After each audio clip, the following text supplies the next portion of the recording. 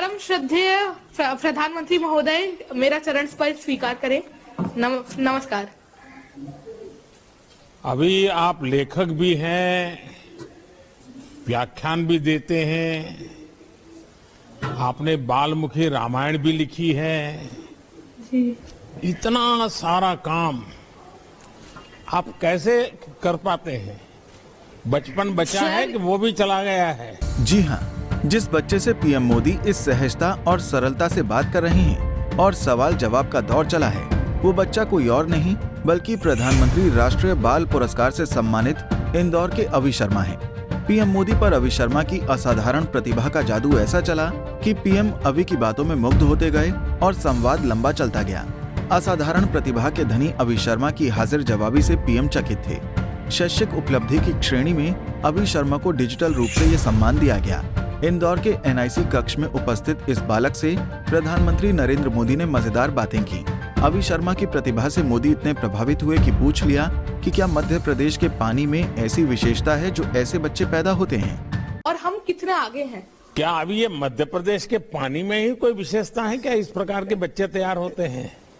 जी हाँ सर, यह मालवा भूमि तो इतनी सुंदर रही है। इसने लता मंगेशकर मैम, इतने बड़े बड़े इन्होंने वीर दिए हैं। गौर करने वाली बात है कि 7वीं में पढ़ने वाले अवि शर्मा ने 250 छंदों में बाल रामायण की रचना की है। इसको लेकर भी मोदी ने अवि शर्मा से मजाकिया सवाल किया। पूछा कि जैसे कोर्ट में कानून की धाराओं का प्रयोग करके वकील लड़ते हैं, तो तुम भी कहीं शास्त्रों के आधार पर घर में लड़ाई तो नहीं करते हो?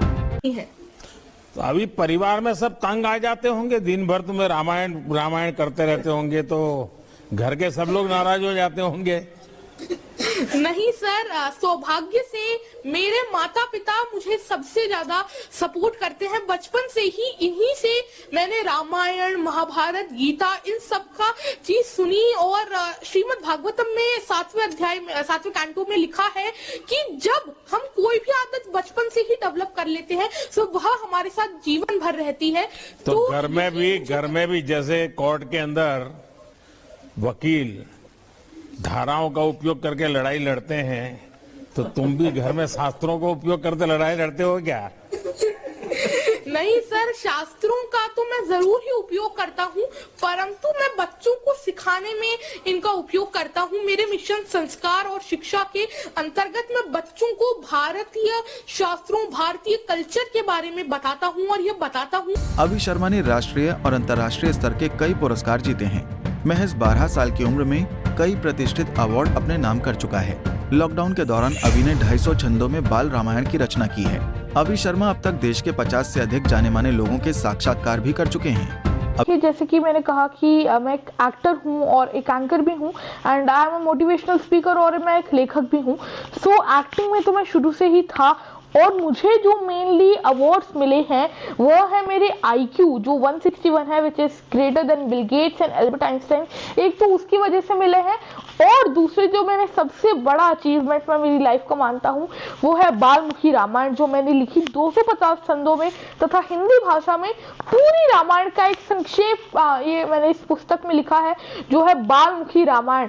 और मुझे जो अवार्ड्स मिले हैं वो है मैंने इस लॉकडाउन में यानी कि 2021 के लॉकडाउन में 150 से ज्यादा बच्चों को मुफ्त में वैदिक पाठ पढ़ाया है। सो इन्हीं सारी चीजों से मुझे प्रेरणा मिलती है, अलग अलग बुक से तथा मेरे माता पिता और जितने भी मेरे चाहने वाले लोग हैं उन्हीं के प्यार से मुझे प्रेरणा मिलती है ऐसे ही अच्छे काम करने के लिए। और फिर मुझे ये सारे अवार्ड्स प्राप्त होते हैं और अभी फिलहाल तो मैं जगह जगह जाकर अलग अलग यूनिवर्सिटीज में और अलग अलग स्कूल्स में जाकर मिशन संस्कार पर एज अ मोटिवेशनल स्पीकर मैं लेक्चर्स दे रहा हूँ कि कैसे भारतीय संस्कृति हम सभी के लिए कितनी इंपॉर्टेंट है और कितनी रिच है, कि भारत में कितने सारे इन्वेंशंस हैं जो पहले हो चुके हैं।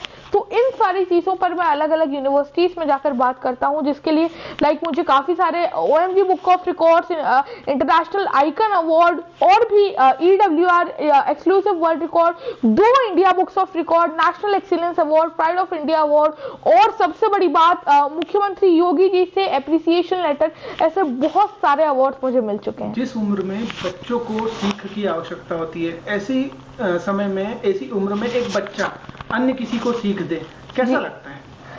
देखिए, मैं यह कहूँगा कि अब्दुल कलाम जी ने कहा है कि पढ़ने की तथा सीखने की कोई भी उम्र नहीं होती है, क्योंकि हम कभी भी फुल नॉलेज तो गेन कर नहीं सकता। अगर वह हो जाता है तो एक संत की या फिर हम कहें एक दिव्य स्थिति वह होती है।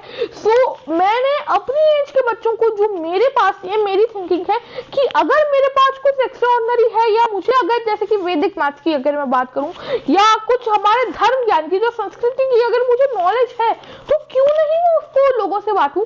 क्योंकि ऐसा कहा जाता है कि विद्या ही एक चीज है जो बांटने से बढ़ती है, क्योंकि बाकी हम चीजें बांट दें तो कम हो जाती है। इसलिए ही विद्या ही एक चीज है जो बांटने से बढ़ती है, तथा विद्या से ही विनय आता है। बहुत सुंदर श्लोक है, विद्या ददाति विनयम, की विद्या से ही विनय आता है। सो दैट्स व्हाई मैंने ये जो वैदिक मैथ्स की नॉलेज है and the knowledge of Indian culture, that how it's richer than all. Ravi Sharma महज 12 साल की उम्र में अब तक अपने नाम 25 अवार्ड कर चुके हैं। वहीं उनका उद्देश्य आने वाले दिनों में लोगों को अपनी संस्कृति और संस्कारों से रूबरू कराना है।